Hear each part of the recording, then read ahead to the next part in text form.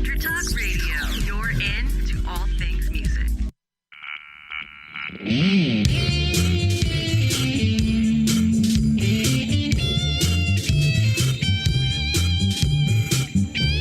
Welcome to Music Gear Talk.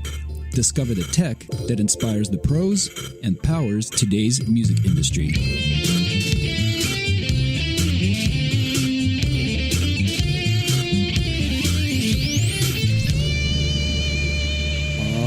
That tune tells us we're into Music Gear Talk on the mighty EnterTalk Radio Networks, the worldwide leader in music biz talk, and of course your connection to all things music. My name is Florentino here, and I'm with Paul Berzetsky, the right hand of this company, and we are here to talk to a cool company, Attack Rack, and the gentlemen there that are powering that company, Eric Meyer and Kevin Rhue. Hello, gentlemen. Say hello to everybody. Meet y'all. Good to see you. Good to hear you. Very cool. Very cool. Well, hey, man, we're all in California. We were kind of, we were all going, hey, we got good weather. Hopefully everybody else out there that's listening is also having good weather too. Don't hate us because we're comfortable. Yeah. Right. It's a rough winter here in Huntington Beach, I got to say. Oh, yeah. Yeah. So you guys are just down the road. I didn't realize we've been doing a number of these interviews for companies that are coming up to NAMM. And so this is, these are fun because I think we're all excited. We're all like little kids. I know I am getting ready for the sensory overload of gear. I mean, just like. Yes. Oh, yeah. That's for sure. Yeah. That's for sure. It's like I've been going to NAMM shows for like probably 30 plus years. Kevin has too. And this is my first time as an exhibitor. So we're really excited about showing our brand new product, Attack Rack. Yeah, the other side of the ropes, Yeah, yes. Yeah, definitely. So exciting. Well, let's kind of you guys are going to be in Hall C then with all the rest of the drums. I know that they've kind of broken a few folks out, but yeah, Hall C. And it was when I was talking to folks at NAMM. I don't know if you guys know, we're the broadcast partners for NAMM, so we run their music history podcast as well as the Talking Up Music Education. So we do that for them, and we're talking to them a little bit and going, wow, you're putting the drums right in the middle. This is going to be interesting with the volume levels. They go, oh, we got it all under control. So it's going to be good. Yeah, they got it all under control. You just keep telling yourself that. And, right. Hey, the drummers, there's no control. Yeah, right. Right. That's where earplugs are a premium over there, boys. So, well, right. I think they charge for them. Yeah, they do. There's a couple of companies if you can find them. There's a few of them giving them out. So, but with that said, let's talk about your company. We don't want to talk about any of the other ones. We want to talk about Attack Rack. There's three of you guys there, and obviously Todd, as you mentioned, was heading on his way out. But how did you guys get started in this? And what was the passion behind making this very unique looking rack? It's like almost like it's like the X-Men rack because it's got an X, it's really cool. I came up with the design. I've been playing drums for about 12 years now, and I play guitar as well. And I just recently got into playing drums for about 12 years. And when I got my own drum set in my own recording studio, I wanted to make a rack that I hadn't seen before because I really wasn't satisfied with the other racks that I had seen made from the other companies. Just the way they have like a horizontal bar that goes straight across the bass drum. And it's just like a T, and it sits down on the ground with like a T shape and with the clamps. And I just really wasn't into that at all. And if obviously when you have that kind of horizontal bar that goes across your bass drum, your toms will tend to sag because you have a chrome pipe, and naturally the gravity just kind of makes it tend to want to sag forward. You know what I'm saying? Yeah, I definitely understand that. So I came up with the design that we use, and I made it for my single bass drum because I have a single bass kit in my studio. So the initial prototype Attack Rack was for a single bass drum set, and so that was the initial design. And Gene Hoagland plays drums in my band Dark Angel as well. And he came over to my house in my studio and laid down some tracks, and he saw my design, and he thought it was really killer. And this was basically the infancy of our launching of our product a year ago. And when he saw it, he's like, hey man, that's a really cool thing. Perhaps when we go out on tour coming up with Testament, maybe we could work something out. And then sure enough, they launched a tour and he wanted me to make him a rack for his double bass rig. So we ended up coming up with a slightly different design for the double bass rig that you see that we offer now for sale. Yeah, we took when Eric showed me his design, his initial prototype, it was a fixed piece, but it was just such a killer rack. It did the job well, and it just had that killer look to it. But when it came to like Gene and taking it on tour, I kind of stepped in and helped out with the engineering of being able to make it break down. We increased the size a little bit, right? And it seems like it's easy to break down from what I'm looking at. Yeah, yes, it's like 2-3 pins, and you're down. Yeah, it's held together with locking pins, whereas your conventional rack uses the clamps. Yeah. And this is held together with locking pins and a sleeve, so a piece goes right inside a sleeve, and it's threaded with a locking pin, so that holds it together. So you don't have to worry about like using a level or anything like that, like I've seen with the competitors thing. It's really just a no-brainer, just to grab it, slip in a pin, boom, it's done. Yeah, I mean, the double bass rig has 4 pins, so you're literally 4 pins to set up, and each of the halves of a double bass rig is actually only 3 legs. So it's been engineered and designed as tripods with an L there. So it's pretty killer. Yeah, Paul, you had a question, right? Not exactly a question. I was just a comment that I did play drums for a little bit. I'm primarily a guitar player, and I just remember just setting up and tearing down, for a drummer. I think everyone knows that pain. So anything you can do to kind of streamline the process, even a little bit, must be a godsend. Yeah. Oh, yeah. Without a doubt. Because I mean, I used to way back in the '80s. That goes back a little ways. I was drumming, and I had a 14-piece kit. And I was setting up stands, fill up the back of a pickup truck to go to the gigs. And it's just when Eric brought this rack, many years later, to the equation, to be able to see that, it's just, oh man, if I had that back when I was playing, I could have set up in minutes instead of hours. Yeah. And now what type of hardware fits on it? Is it any type of hardware, or is it only specific brands hardware? No, you could do anything. That was the thing when I designed it as well. I realized that the competitors use a 1.5-inch pipe. And so when I started doing my original mock-ups, I went around and just used a 1.5-inch pipe so that it would be universal for everybody else. Yeah. There are some companies that do a square rack, but there's not very many of those. Typically use a 1.5-inch pipe, so it's really universal. Yeah, definitely. We are hoping to be doing our own clamps very soon. Probably by next year we'll have our own clamps, but right now we're just using any clamp will work. Right. We want anybody to be able to get it and be able to do their own thing, get their own clamps, set up their own thing. We don't want to do a proprietary thing where they have to buy. Oh, well, our clamp is $85. You have to buy it. We didn't want that because musicians work hard enough. Yeah, exactly. So any clamp will work on it. Yeah. Gibraltar, Pacific drums, any Tama clamps. Yeah, that's awesome. It'll all work. Yeah, no problem. In fact, I mean, I feel for the drummers, like Paul was saying, man, having to set that rig up every time and pull it down, and then to have so many integral parts that you have to connect in and out. And nobody ever helps you. Everyone especially that damn guitar player. Right? Yeah. It was an amazing thing when we did our very first mock-up for our double bass rig on Gene Hoglan's drum set.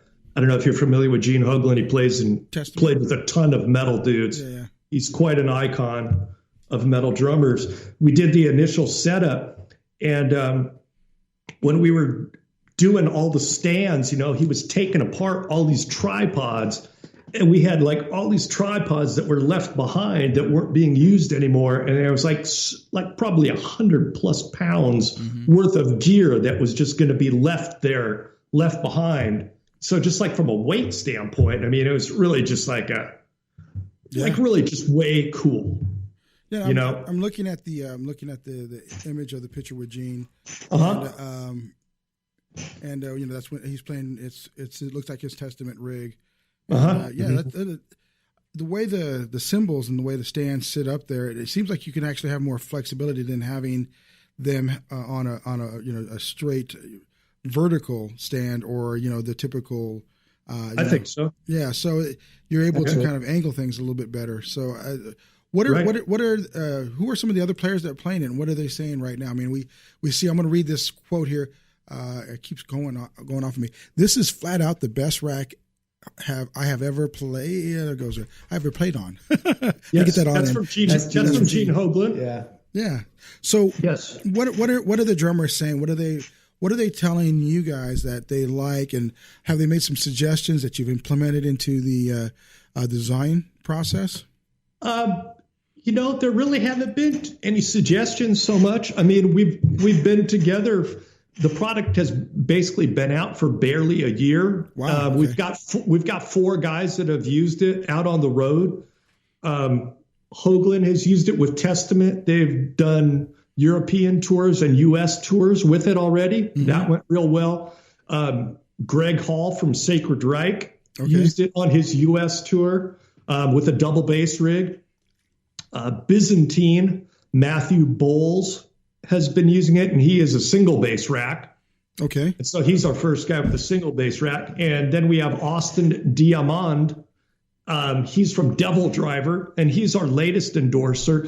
And he actually doesn't have his setup going yet. We basically signed him up in between tours. Oh, okay. So he actually doesn't have his setup going. But he will be doing our autograph session with Mr. Hoglan on Saturday afternoon at 2:00. All right. At the NAMM show. Booth number. Let's give it to them. 7543 Hall in C. Hall C. Yeah. Yes. Make sure you guys go out there. 2:00, you said, for signatures with Gene Hoglan, folks that are listening. Yes. Whether you're a metaler or not, you want to go out and see these racks. They're super cool. Now, I noticed that you have a 2-leg rack and you have a single leg rack. What's the difference? Why would you want to have one or the other?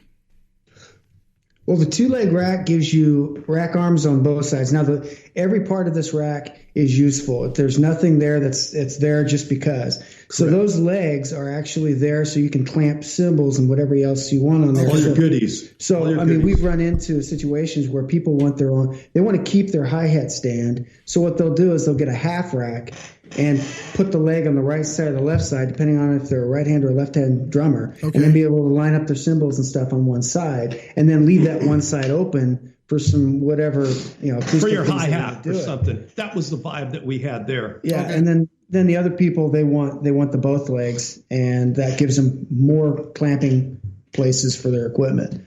Yeah, but both of them work really great. Now, the nice thing about the half rack is you're talking about 2 pins, 3 pieces. That's it. Yeah, and you're set up and ready to go. Is there a special case that comes along with it, or you just put this in your normal case? We're working on a case right now, but we have not finalized that situation yet. So it could fit in any hardware case. Oh, that's so y'all set. That's good. Now, the construction looks like some type of anodized. I got the 1 minute warning here. So we're going to be taking a commercial break here in a second. So let's give out some of the ways people can find out about you folks. I know attackrackusa.com. That's the website. So attackrackusa.com, just how you spell it.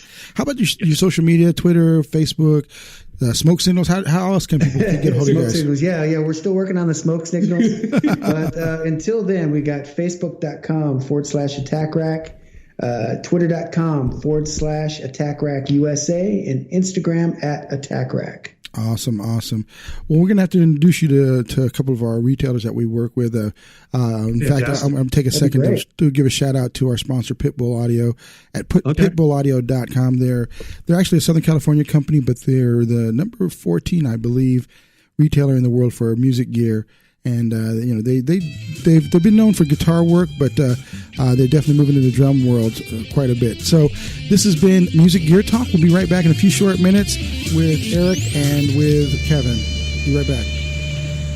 Are you serious about your music? Are you ready to run with the big dogs? The experts at Pitbull Audio have the gear to get you into the game. From leading manufacturers like Mesa Boogie, Fender, Pioneer, and American Audio. To sound your best, you need the best. Pitbull Audio can deliver in rehearsal, on stage, and into the big time.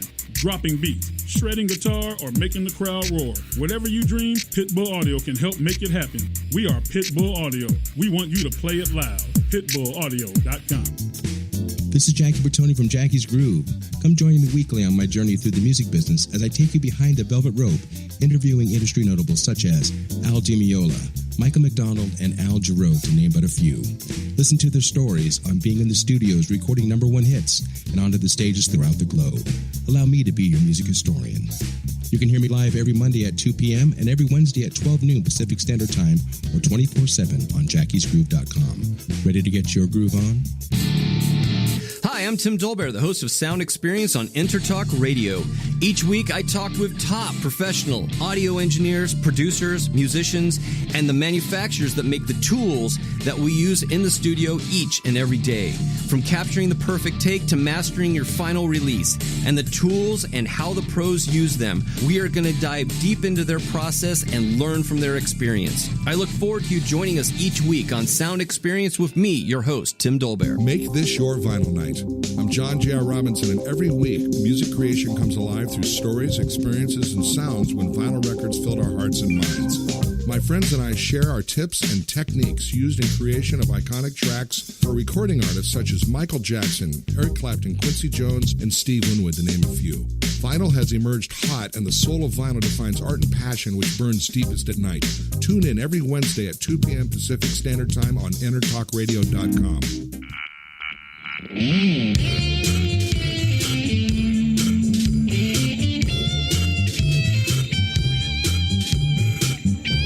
Welcome to Music Gear Talk. Discover the tech that inspires the pros and powers today's music industry.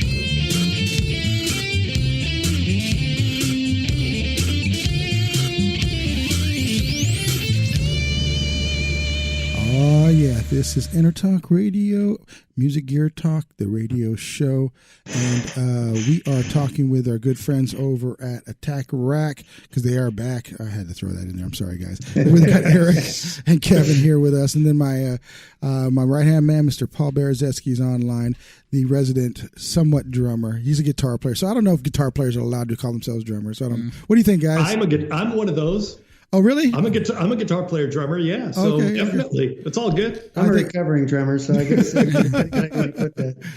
Actually, taking a little time off to play the drums did wonders for my guitar playing. It just rhythmically really solidified kind of my style. You learn how to keep timing. Yeah, totally. I was always like a tabletop drummer, and it's like when I finally got the opportunity to actually play on a real kit, I really kind of took it. So that's my story. Yeah, I love it. I love playing drums, man, but they don't really allow me to play drums much. Oh yeah, that last jam, you shouldn't speak about that. I intentionally got up on the drum kit so that all the good drummers that were there would go, "Oh my God, we can't let him play ever again." We had a big party. We had a big company party jam. And, no one wanted to get up and play drums because they were all looking at each other. Yeah, we had all these great players, but they were all like shy or something. I don't know what happened. So like a reverse psychology thing. Exactly. Everyone's like, hey, I could do better than this guy. It's kind of like, we call it the karaoke psychology. It's like, oh man, he sucks. I can't do any worse than him. So let me get up and do something. Yeah. Right. I understand. It's kind of interesting. The community of drummers. I think that's the one thing I could say about drummers more than any of the other instruments, that there's really a camaraderie. So it's kind of interesting that you three got together to put this company on the map. I'm assuming you guys weren't playing in bands together, because I know one of you were saying that you played guitar, but how did you come together? We met through some mutual friends. I met Kevin through a mutual friend. Okay. So I was, I'm a guitar player who plays drums, some on the side. Kevin has drums in his history, but we were introduced through a mutual friend, and it's just worked out great that he was a drummer. So when he saw the design And Kevin's a designer as well, a designer and an engineer. So when he saw it, he really kind of got it, so to speak. Oh, good. So that was, a really cool thing about it, that he really kind of gets it. And I've been a musician all my life too. So I play drums, other instruments, stuff like that. So I mean, I love music. I love musical instruments and all that. So when I can take some engineering into the music world, I'm all in. Awesome. Well, I'm going to address this to you then, Kevin. What, when you were looking at the design and everything, was it Eric or you that came up with the materials that you used and how this was going to actually go from being a prototype to being a production model? Well, like I said, Eric came up with the initial concept, and he used some tube steel and that sort of thing to put it together, and it was really cool. To take it to the next level, we went with a different gauge steel. We went with something that they use like in the off-road cars, or something like that, a little bit more robust. We also increased the size slightly. We increased the leg length, and we also went from a 4-leg to a 3-leg design. And then we also went back to offering the 2-leg design as well. So you get the tripod and 4-foot design. You get the tripod and the 4-point. So it was fun to look at it from an engineering point, because if you see the way the rack is, even in its 3-leg design, all the forces when you hit the drums or you hit any of the stuff you have on that rack is put into the ground. And is put into the ground at an angle directly into the rubber feet. So if you're always chasing rack parts, you're always chasing things across the floor. With this, the way it's sit and the way the angles are, it's totally stable. It just goes, all the force goes right to the floor, and it's just rock solid. Solid as a rock. You could do a bar dip on the rack. So, which is absolutely. You could drum rack, exercise gear. It's all good. You could sit on it actually, and I mean, you try to do that on another rack. There's no way you could do that with a double bass rack with the 3 legs. You could actually sit on it and it won't fall over. That is awesome. So that's just really cool. I remember playing a gig one time where I'm the bass player and they didn't have a drum carpet, and basically the kit, the drummer's kit started going forward as he's hitting the kick drum. So I literally had to sit on the kit just so that it wouldn't move. They always say having you want to have the drummer's foot up your ass if you're a bass player, and that literally was what was happening at that particular point. So I'm glad, and I'm a big boy. I'm a big boy, so a rack that can keep me held up. That's a solid rack. I was on that gig. I see Tino all of a sudden is sitting on the drum. I thought you were like getting ready to faint or something. I thought I was just being lazy. In fact, it was what, 2-3 years ago after NAMM, we were stupid enough to take a gig after NAMM in San Diego, for God's sake. Oh man, it was at the House of Blues. At the House of Blues, yeah. And I'm sitting on, and I don't know why that particular. It was not the big stage. It was a smaller stage. Sitting on this thing, and the drums moving forward. I'm like, oh, we got to do something. There's no way. And I'm sitting on it, and you need to have spurs on there. Spurs on the kick drum. Yeah, well, it needed because it was a wood floor. It didn't have anything to dig into. So he had the rubber feet on it, but we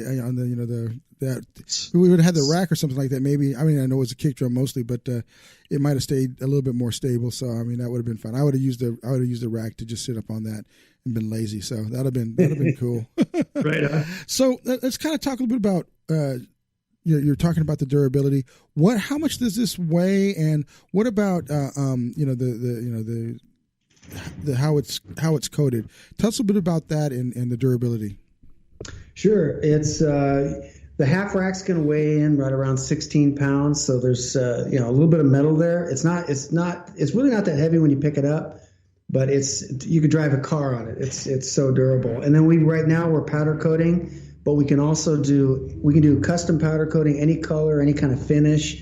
If we can also do custom paint jobs like automotive paint. Some people want some really specific, crazy designs. But we can do all of it. Right? Yeah, we can match their drum kit. So that's what I'm really excited about. We're super customizable because that's something that you haven't seen that anywhere. Where just some different crazy color schemes to match your drum set. Gene had an awesome quote when he got all this set up and his final drums were in there, his tour kit. He just looked at it and said, "This rack enhances the look of the kit."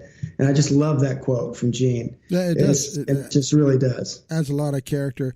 In fact, we had I don't know if you know the guys, Doc Sweeney drums. They're down here in San Diego. We had them on before, and they definitely go with the non-attached toms on the kick drum type of philosophy. So maybe you guys, we're bridge you guys. They do a lot of they're known in the jazz circles, but a great drum company is a great drum company, and they might move into more of a the heavier stuff and vice versa. You never know because the designs can fit all. So I think that's very, very cool. Now, here's a question for you guys. We got about 2 minutes left here. Just really quickly, coming out with a new revolutionary piece of gear, and you're a new company to NAMM, it sounds like. What are some of the challenges, and what how do you see you guys overcoming this dynamic industry right now? Well, the industry is dynamic, but the thing about this rack is, like we've said many times, like you said yourself, this isn't like anything else.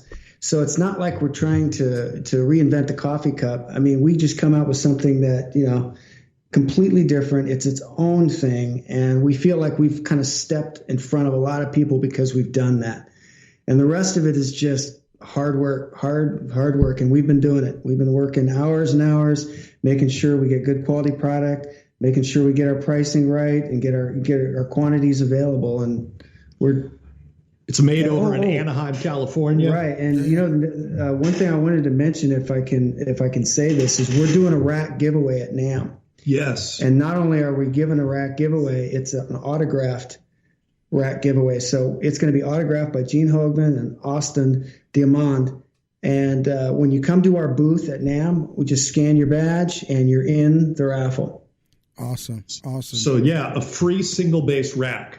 Yeah, so that's way cool. Way excited about that. And that's a $350 value for Yes, it is. Right. Yeah. They just have to prove that they're actually a drummer. If you're a guitar player, like you gotta be able to do a basic paradiddle before you can enter. Hey, gentlemen, I hate to tell you this. We've got about 30 seconds left here in this. Really appreciate you guys making time to come on and getting all the people excited and amped up for this new 2018 NAMM show. Make sure you guys go to the attackrack.com website. Like I said, it's very reasonable, $350, and you're not having to spend so much time setting up. You got a cool looking piece of gear. So go out there. Thanks, gentlemen, for hanging out with us, Eric and Kevin. Tell Todd we say goodbye. This has been Music Gear Talk. You're welcome. You know what's all around you every waking moment of your life? Marketing. You're choking on it. I'm Scott Robertson, and when it comes to strategic PR, branding, and marketing, I've seen it all. And actually, I'm still seeing it because bad marketing never sleeps. Join me each week on May the Best Brand Win, right here on Intertalk Radio, and learn how to make the marketing for your brand unforgettable. Hi, this is Tim Dolbear from Eclectica Studios. I'm a full-time mixing and recording engineer. I work with Grammy winners, labels, and indie artists, using state-of-the-art digital mixing and restoration tools and the very best in analog gear. Really, though, it's my ability to bring tracks to life and fulfill your vision for your music. This has made me sought after by producers and artists worldwide. So spend your time working on music and not chasing a mix down a rabbit hole.